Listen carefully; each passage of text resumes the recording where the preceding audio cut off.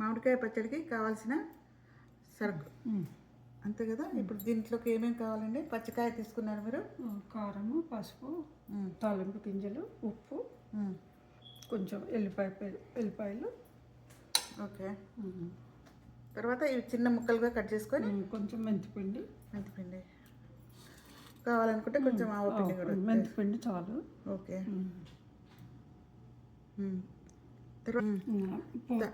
తాలింపులోకి ఇవన్నీ వేసాక చల్లారినాక మామిడికాయ ముక్కలు వేయాలి. అంతేనా? వేయండి.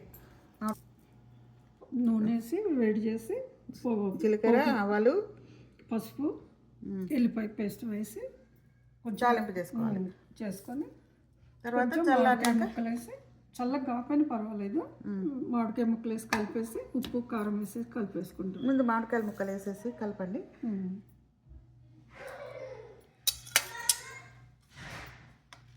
మన సబ్స్క్రైబర్కి అందరికీ తెలిసేటట్టుగా మనం కలుపుదాము.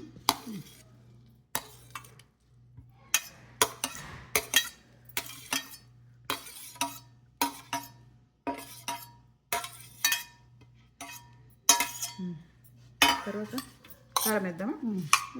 వేసేనా? ఇంత 2 స్పూన్ ఉంటుందా ఇది? అంతే. పెద్ద కాయకి 2 స్పూన్ కారం పొడి, ఒక హాఫ్ స్పూన్ అంత హాఫ్ స్పూన్ అదే వేసారు కదా ఇక్కడ. తర్వాత పసుపు, తర్వాత మళ్ళీ ఉప్పు వేస్తున్నాను. ఇప్పుడు అన్నీ కలిపేసి శుభ్రంగా కొంచెం ఆవపిండి వాడతాము. తర్వాత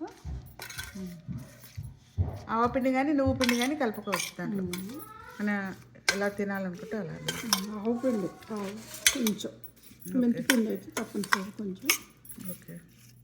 తర్వాత మెంతులు వేసాం పోపులోనే ఇప్పుడు. ఓకే.